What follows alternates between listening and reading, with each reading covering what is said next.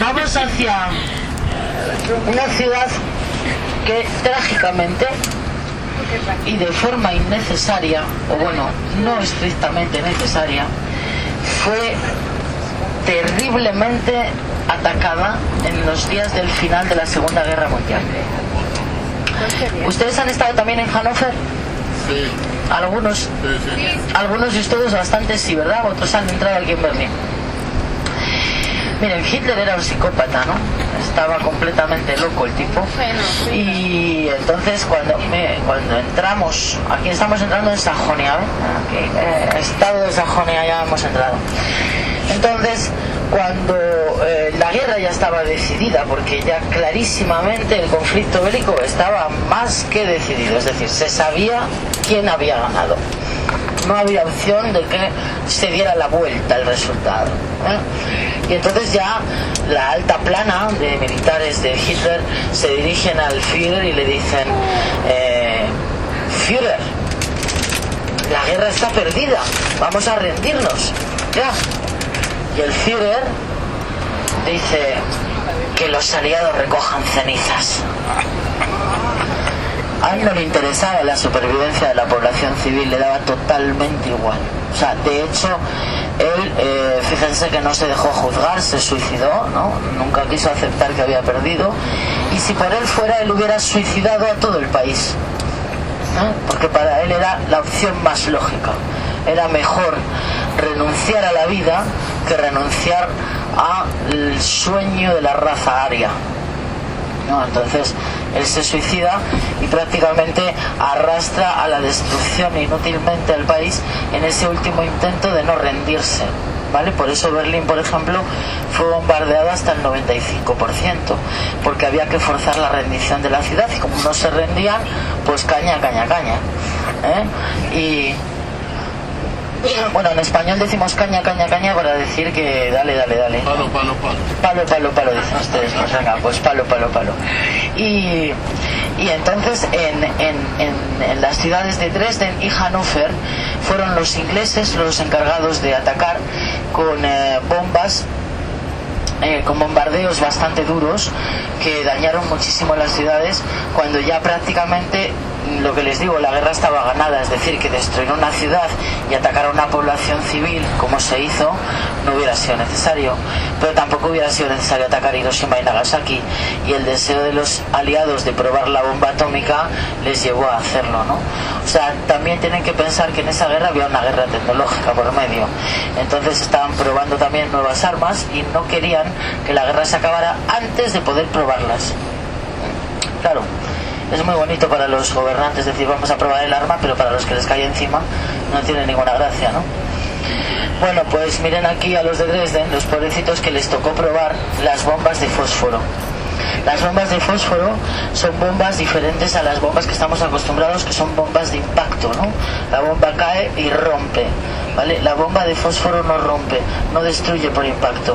La bomba de fósforo lo que hace es reventar y crear una enorme hoguera, una hoguera de fósforo. Así que la ciudad estuvo en llamas durante 2 días seguidos, llegó a alcanzar temperaturas por encima de los 1000 grados. El efecto de la onda de calor de esa gigantesca hoguera hizo que mucha gente que incluso había huido a tiempo de la ciudad, había salido de la ciudad, aún así murieron por la onda expansiva del fuego. O sea que tuvo numerosísimas víctimas civiles y fue un bombardeo terrible.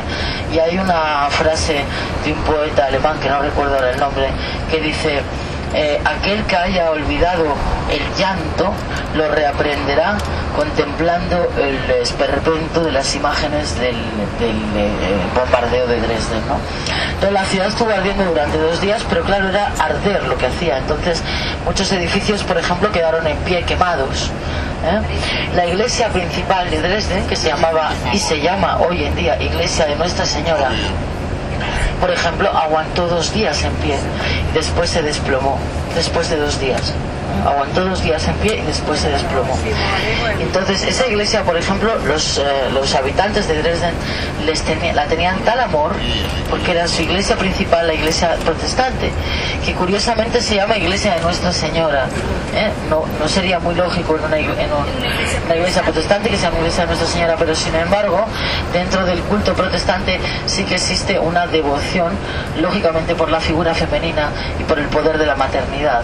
O sea que sí que hay iglesias dedicadas a Nuestra Señora, aunque luego no haya ese reconocimiento de la virginidad oficial de la Virgen, que también, por cierto, tienen que saber que la Virgen se declaró virgen en la Iglesia Católica a partir del siglo XVIII, en un concilio donde todos los que estaban participando eran hombres. O sea que muy curiosa la cosa. O sea, se sientan un montón de hombres 1700 años después para decidir si la señora era virgen o no. Pero lo escriben en un papel, lo firman y resulta que al final eso hace que nos separemos de otras personas porque no están de acuerdo con aquella reunión. En fin. Bien, al margen de eso, pues tenemos aquí una iglesia de Nuestra Señora, que es la iglesia protestante, que se desplomó. Como les digo, los habitantes amaban de tal forma esa iglesia que guardaron los supervivientes, porque este país está reconstruido más que otra cosa por las viudas, las mujeres viudas. Las viudas de los escombros las llamaron, porque los hombres no es que no quisieran trabajar, que a veces se les puede echar en cara eso, pero no es la cuestión, es que estaban muertos, o sea que no tenían elección. Entonces aquí trabajaron las viudas, los escasos supervivientes masculinos, y luego mucha gente que vino de fuera, muchísima gente que vino de fuera a reconstruir este país, ¿vale?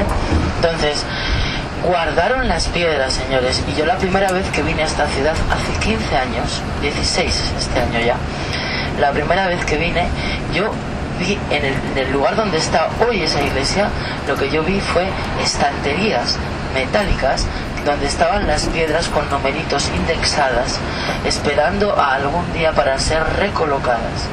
Hoy en día se ve la iglesia en pie, con la piedra blanca y mezclada con la piedra blanca nueva, piedras negras que son las antiguas que se han integrado en el nuevo edificio.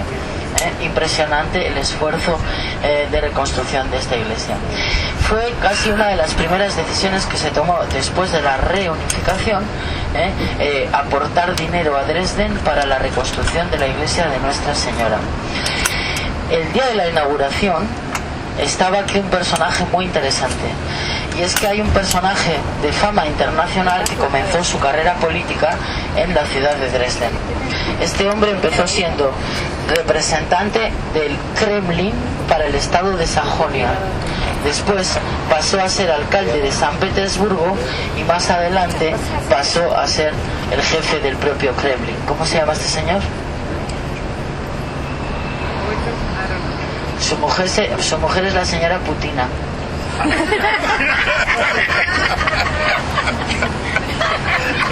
¿La conocen? ¿Saben quién es Vladimir Putin? Pues Vladimir Putin comenzó su carrera política aquí en Dresden. Él era el delegado del KGB para el estado de Sajonia. Tengan en cuenta que en aquella época la URSS era como una especie de federación de estados también, donde desde el Kremlin se daban directivas que tenían que ser verificadas en todos los pequeños estados soviéticos. Así que en cada estado soviético había un representante del Kremlin que estaba allí para controlar que efectivamente se hacía lo que se tenía que hacer. Y ese era el trabajo de Vladimir Putin. Así que en la ciudad le conocía a todo el mundo, porque como pueden imaginar, una ciudad de 500.000 personas es muy chiquitita, entonces la gente se conoce. Así que vino el señor Putin con la señora Putina y vinieron los dos a inaugurar la iglesia, y yo en aquel día estaba con mi grupo aquí y les vimos en directo, y puedo certificar que es bajito. Bueno, esa iglesia de Nuestra Señora hoy en día se puede visitar, la van a ver. Es una iglesia típica protestante, que son iglesias casi como un teatro, porque están muy pensadas para los conciertos y para la acústica. Es muy importante, en estas iglesias siempre había un